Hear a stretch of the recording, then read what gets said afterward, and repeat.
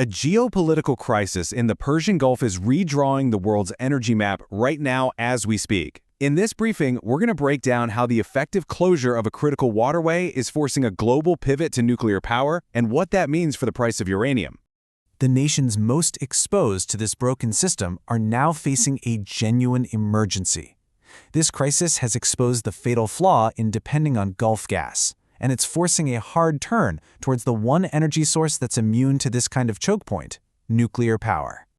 Alright, so first, let's understand the initial shock to the system. We need to look at the failure of the global liquefied natural gas market, or LNG, which is completely centered on the Persian Gulf. What you're looking at is the Strait of Hormuz. It's a tiny 21-mile-wide choke point between Iran and Oman, and it's arguably the single most critical energy artery in the world. Every single day, 20% of the world's oil flows through this narrow passage. But what's really crucial for our analysis today is that 20% of the world's liquefied natural gas also absolutely depends on this route. And this is the crucial point. The strait isn't closed because of some formal military blockade. It's effectively closed because the risk is just too high now. Global insurers have pulled their coverage, and the world's biggest shipping lines have suspended all their transits. This is a commercial, market-driven closure, and that's what makes it a deep, structural disruption, not just some temporary standoff. Think about it. For 3 decades, the foundational assumption of global energy policy was that cheap, reliable LNG from the Persian Gulf would always be there. Whole nations built their economies on this one premise, and this week, that assumption was proven completely false. So, with the system broken, the consequences are immediate, and this is creating an acute energy emergency, especially for the nations that are most vulnerable to this kind of disruption. 2 countries are right at the epicenter of this crisis: Japan and South Korea. You'll remember, after the Fukushima disaster back in 2011, Japan pivoted its entire energy system away from nuclear and straight towards LNG, which it overwhelmingly sourced from the Gulf. South Korea is in a very similar boat. Both of them bet their entire economic stability on the safety of the Strait of Hormuz. And here's the critical vulnerability: the timeline. Both of these nations have national LNG stockpiles that aren't measured in months, but in weeks. We're talking 2 to 4 weeks for Japan. For industrial economies of this scale, this isn't some long-term policy debate anymore. This is an immediate national security crisis. The historical parallel here is just unavoidable. The oil shocks back in the 1970s taught the West a brutal lesson about being dependent on Middle Eastern energy. And that lesson led directly to a massive build-out of nuclear power. Well, this crisis is delivering that exact same lesson. But this time, it's to a new generation of economies that got hooked on LNG. A crisis like this forces a reaction from policymakers. And what we're seeing right now isn't just a series of isolated decisions.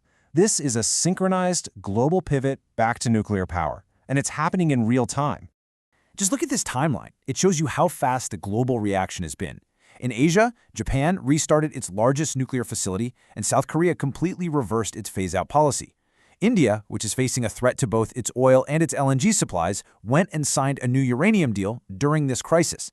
And then in Europe and North America, you've got the US, the UK, even smaller nations like Serbia, all accelerating their nuclear programs. This is not a coincidence, it's a policy cascade. And make no mistake, this policy shift is backed by an immense amount of capital. The United States government alone has committed $80 billion to build out its next generation of nuclear reactors. That signals the sheer scale of this new commitment. This really gets to the core dynamic of what's happening. These nuclear plans were already in motion, driven by things like climate goals and the rising electricity demand from AI. The Hormuz crisis didn't create them. What it did was act as a powerful accelerant.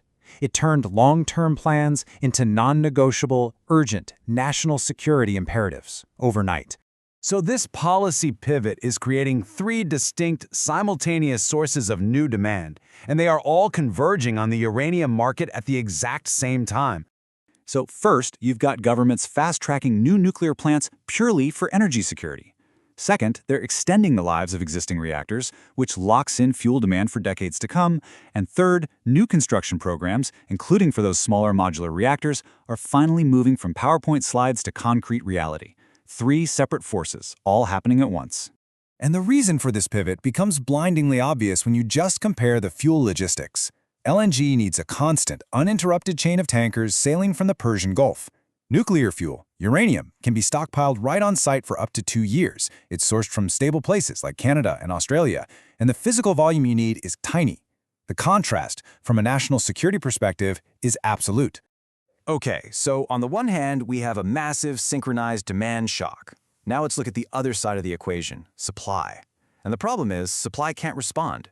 You have to understand, even before the Hormuz crisis, the uranium market was already coiled tight. The spot price was sitting around $79 a pound. But major industry players and analysts, they were already expecting a huge rise. Bank of America had a 2026 price target of $135, and the top producer, Cameco, was writing contracts with ceilings as high as $150. The market was already signaling a deep structural imbalance. And here's the core reason why. Unlike oil, you can't just turn on a tap and get more uranium. Bringing a new mine into production is a complex, incredibly capital-intensive process that takes the better part of a decade. There is no quick supply response. It's just not possible. The hard numbers show a market that was already structurally broken. Over just the last 5 years, consumption outpaced long-term contracts by 226 million pounds. And looking forward, the uncovered needs through 2045 are over 3 billion pounds. So all this new demand is pouring into a market that was already in a deep and persistent deficit. So let's put it all together. You have a synchronized, irreversible demand shock hitting a structurally undersupplied market where the supply response is inelastic. This leads to only one logical conclusion. The logic is inescapable. The crisis in the Strait of Hormuz was the catalyst that forced nations to pivot to nuclear for their own security. This created a massive, multifaceted demand shock that landed on a market already in a deficit, with a supply chain that simply cannot respond quickly. The outcome here is not a temporary price spike. It is a fundamental, structural repricing of uranium. And here's the key takeaway.